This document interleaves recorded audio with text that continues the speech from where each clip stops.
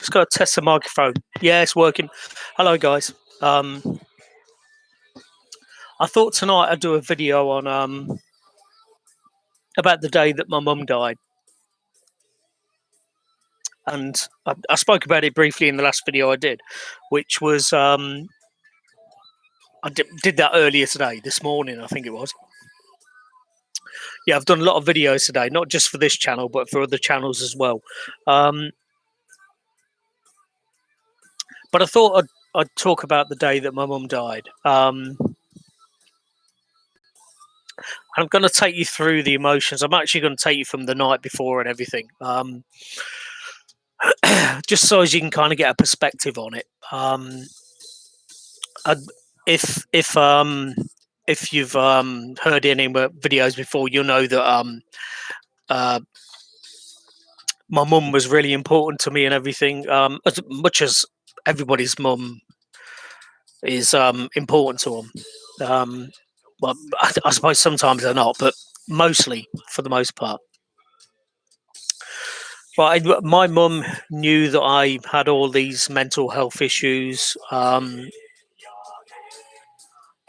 She had seen me massively depressed.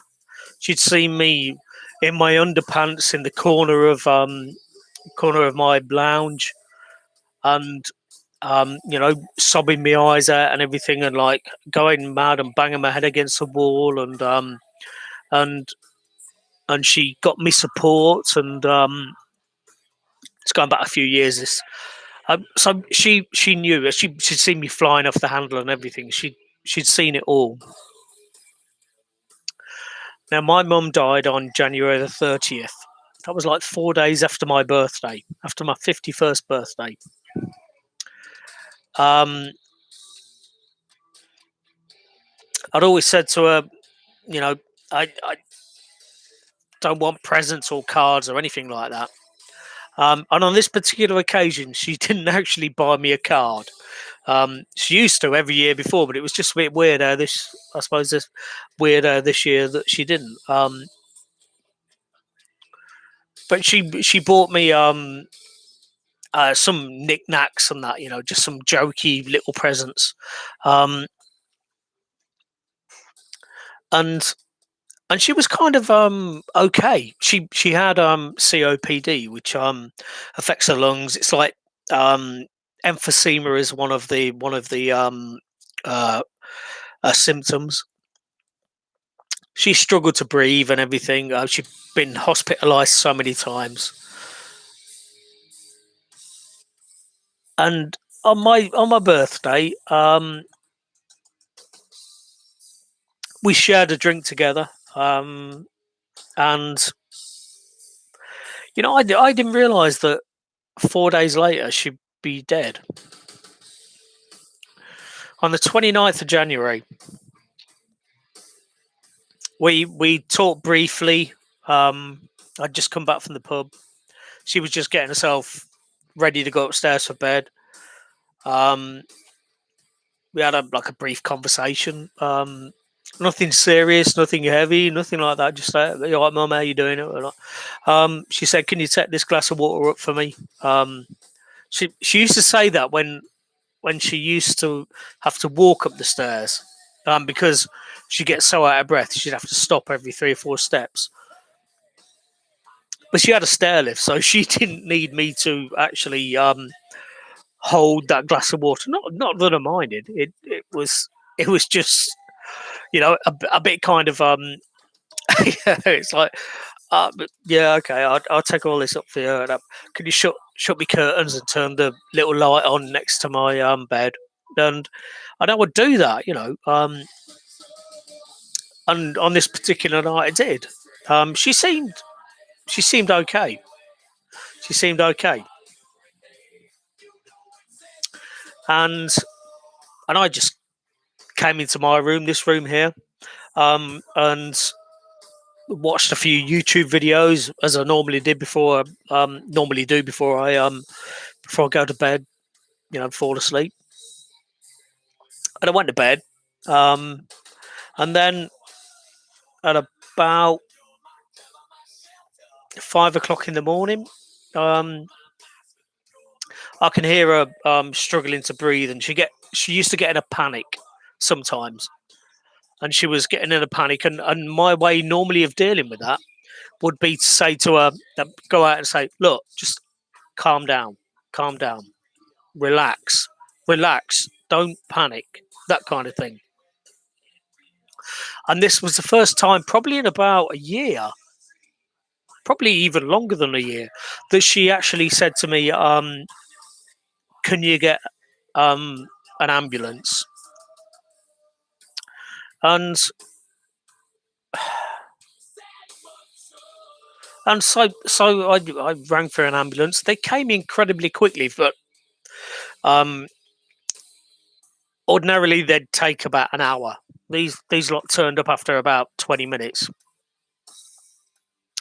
and she was on the toilet upstairs. So they come up and they're trying to coax her out of the toilet. They've got all kinds of monitors on her and everything, and I'm just kind of hovering around just in case I'm needed. Normally, when she'd be hospitalised,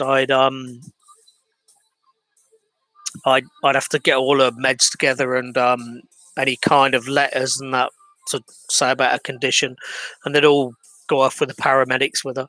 Um, and on this particular occasion, they didn't ask me for the meds. Didn't ask me for the meds at all. Um, but I'm still like hovering around. And event they're trying to coax her out. And while they're doing that, she used to have a bag that had a few things in, a few bits and bobs, and then I'd put like dressing gown, some knickers, and you know, uh, just stuff that I knew she'd needed. And I got a phone and like shoved that in the side pocket. And back in the day, I used to get like cans of Fanta. She was like mad on Fanta at one point, but I just piled all that in, stuck her glasses like in the um in one of the side pockets as I normally did, because I knew she was going in hospital. Um, I'd seen the signs before. The paramedics generally took her in hospital. This is what used to happen. They take her in a hospital. This is after she stopped smoking. They take her in a hospital. She'd be in the uh, I don't know what they call it. I can't remember what they call it. But it's like an intensive care sort of thing where they just, a critical care sort of thing where they basically sort out her breathing. And within like an hour, she'd be like texting me, and because she couldn't really get a decent signal in Peterborough Hospital, she'd be texting me and telling me, can you come in? I'm on this ward, and can you get me like a toasted sandwich from Costa, and a cup of black coffee? And so I was kind of expecting all of this. They finally coaxed her out of the bathroom, got her onto they had all like monitors on and everything, and an oxygen thing, um, and and they got her in a Stana stair lift, and she's like still panicking. I put my arm on her shoulder and go, Mum, just calm down. You'll be okay. You'll be fine. Um, she didn't really look at me. She kind of glanced at me, and she had like a mask on, and I didn't really think much about it. Um, what normally happened with the paramedics, they'd get her into the ambulance, and they'd hang around for about 10 minutes, presumably to stabilize her. So, and I always used to sit like in the living room with the curtains open. Invariably it was like dark outside whenever she'd been hospitalised, and I'd watch the ambulance to see a how long it took them to leave, and b whether the blue lit it. But and that's, blue lights and sirens. Um, and the paramedics were saying as they were going down the stairs, we're going to have to blue light this one. I didn't really think too much about it. They went out to the ambulance, and about 3 or 4 minutes later, there was a ring at the doorbell. There was a paramedic, and she said, "Your mum's phone. Have you got your mum's phone?" I said, "I've already put it in a bag," and so she left, and they left, and they did blue light it,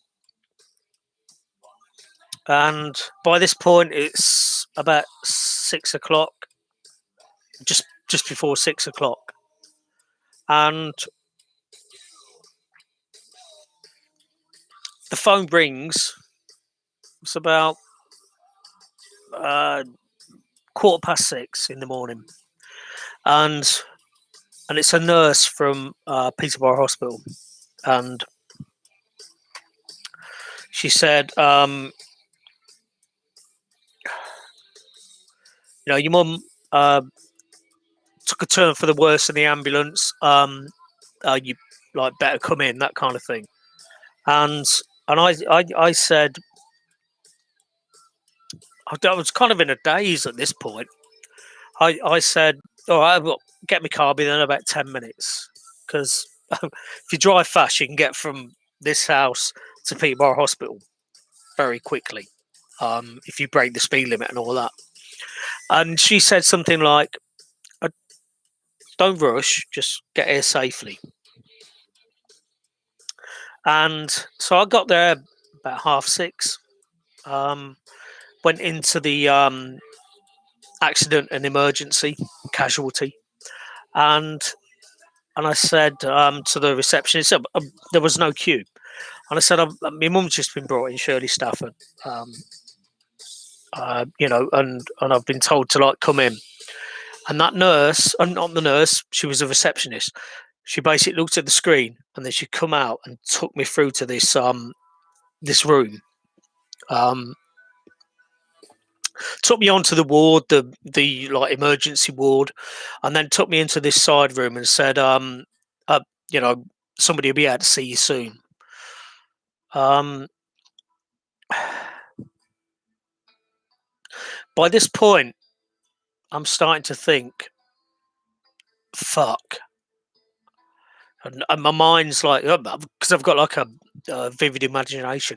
I'm starting to get really worried now, but I'm still thinking, no, it's not going to be anything bad. She took a turn for the worse. They probably put her under. She's asleep, and they're helping her to breathe and all that kind of thing.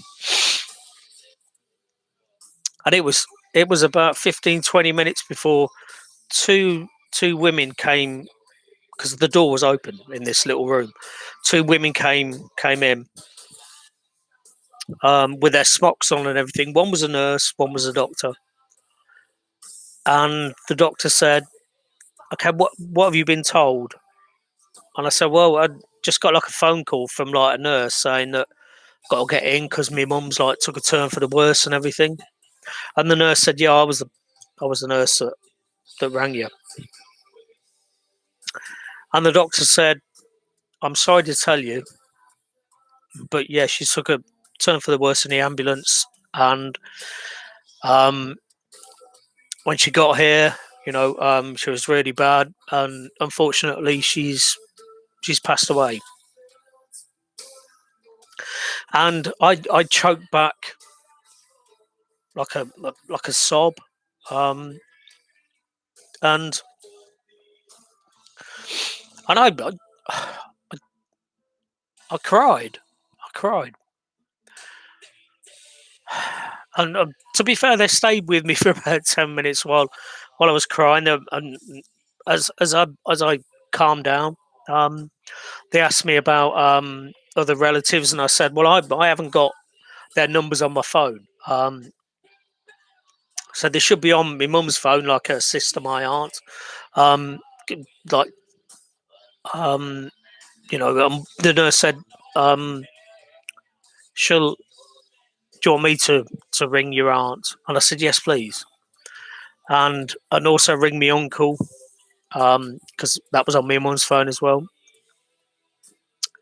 And apparently, she said the same thing to my aunt that she said to me, which was like, when my aunt said, "Right, I'll jump in a taxi," she was like, "Well, don't rush, you know." And you can take that two ways. Don't rush because things are fine. But now, when if I'm ever in that situation again, when a healthcare professional says don't rush, I'm gonna think the worst. Um, I I said, can I see my mum? And they took me into the emergency bit. It's all like that. There was like three or four cubicles. My mum was there, and she was dead. She was still warm. Um, her hair was still like really soft. So like, just sort of brushed it with my hand. Um, her skin was really warm. I kissed her on the forehead. I kissed her on the cheek. I sobbed my eyes out for about 10 or 15 minutes.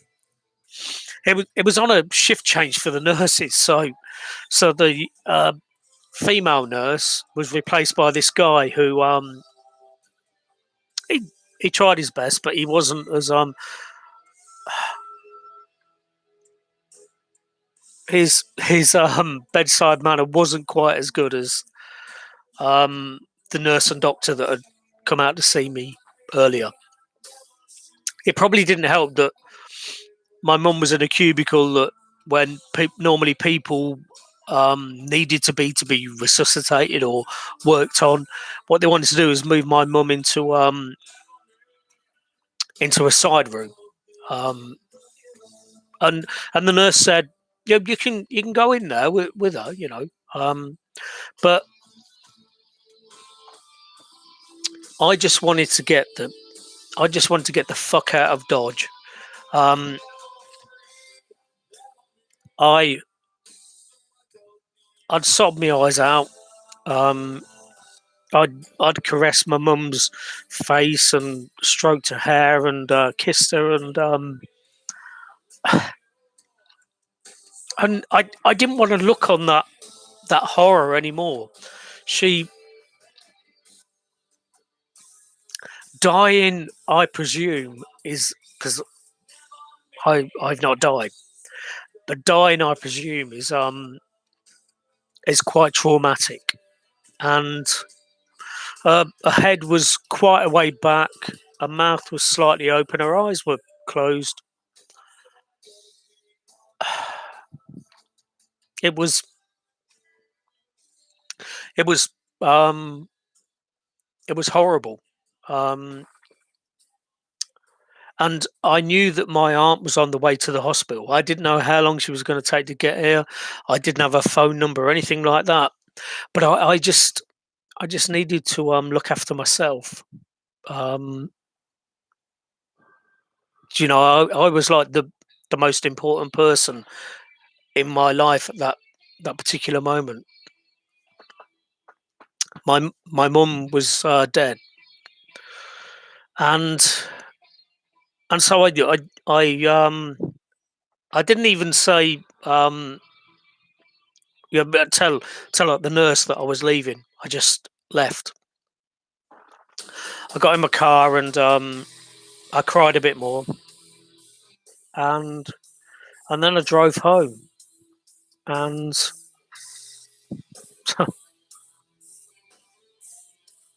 I cried some more, and I tried not to think about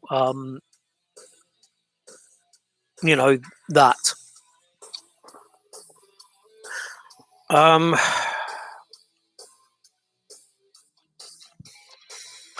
it wasn't a good day for me. Definitely not. I came back to this empty house. Um,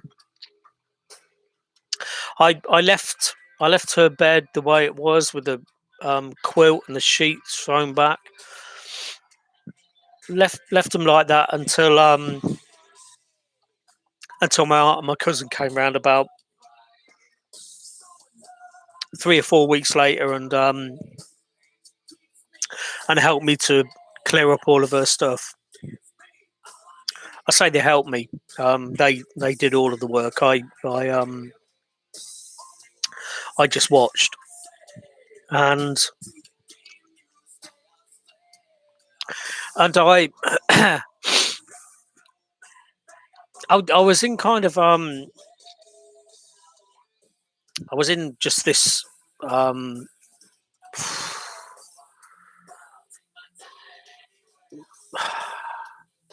I was just kind of hollow and empty.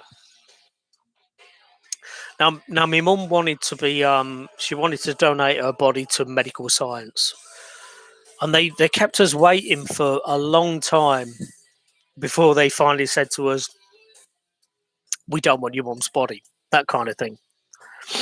Um, we had my mum cremated, and it was a low budget, just cremation. Nobody was there for the cremation. This was on a Monday, and so I'm sitting at home knowing that she's been cremated somewhere down in London. Um, and that night, I spent all night, literally all night, lying on her bed and sobbing my eyes out. I I was distraught.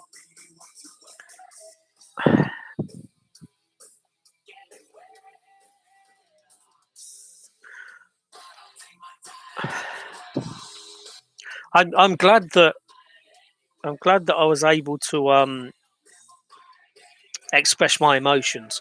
Um, to like cry at the hospital and hold a body but sometimes even now, 3 months down the line, sometimes I just sit here in like disbelief that she's no longer here, and I don't know how long it's going to take me to kind of to push my way through that. Um,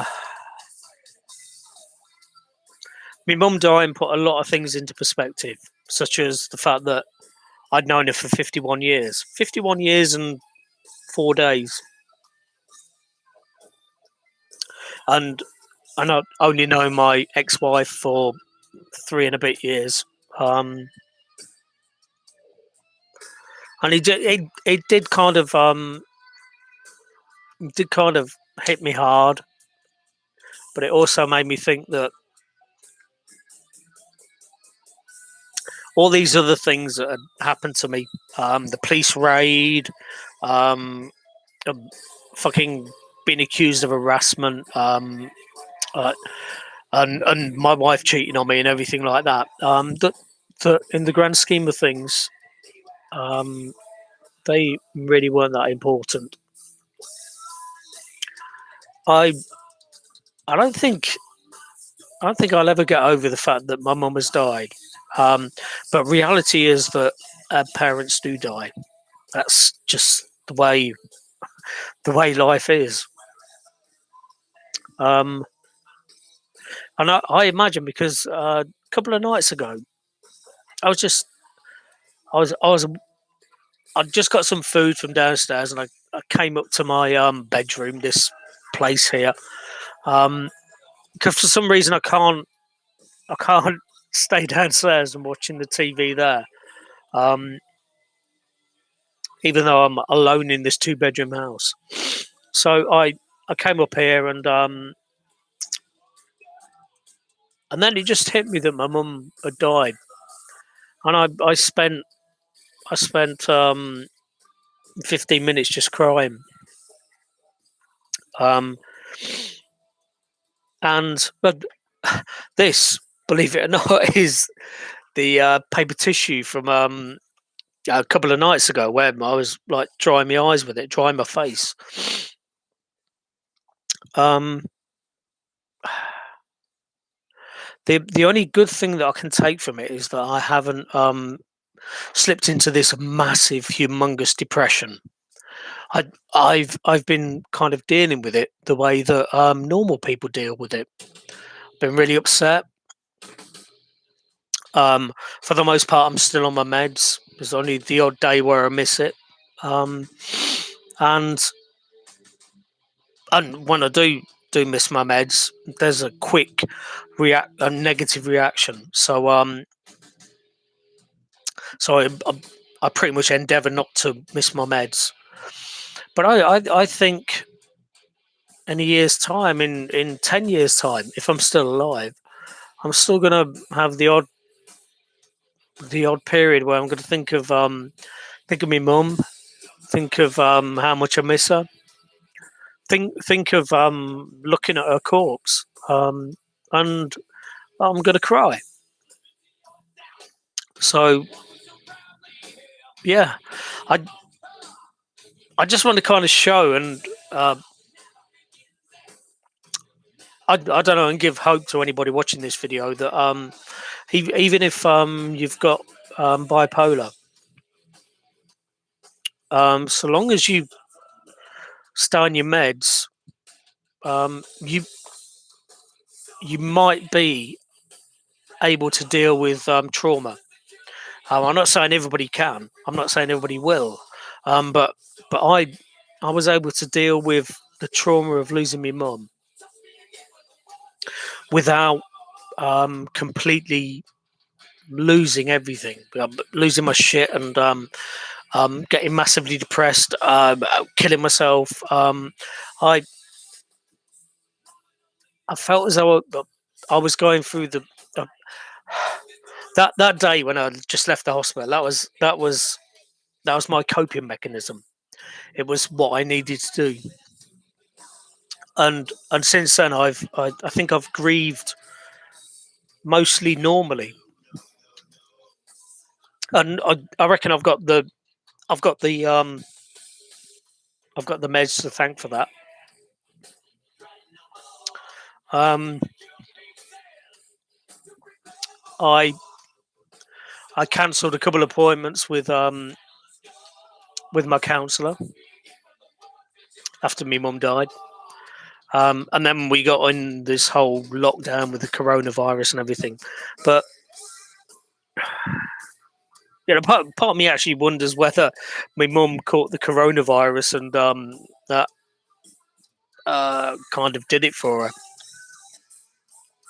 What I do have problems with is I sometimes, because I've got a vivid imagination.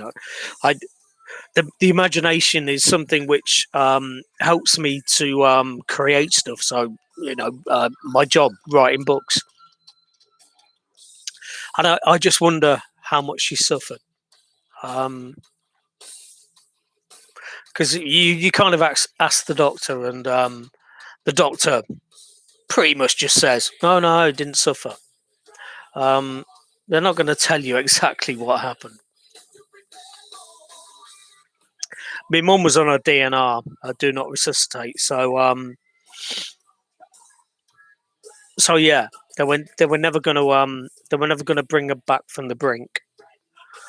Anyway, I just thought I'd just share that particular day with you, January the 30th, 2020, and just kind of give you some kind of positive um, positive outlook on really bad trauma. I'm going to end the video now. I've been rabbiting on for like almost half an hour. That's long enough. Thank you for watching. If you've kind of stayed this long, and yeah, tune in for the next video. Stay safe, um, and if you need help or anything, there's always going to be somebody out there to get in touch with. Get in touch with me if you need it. But I'll see you next time, guys.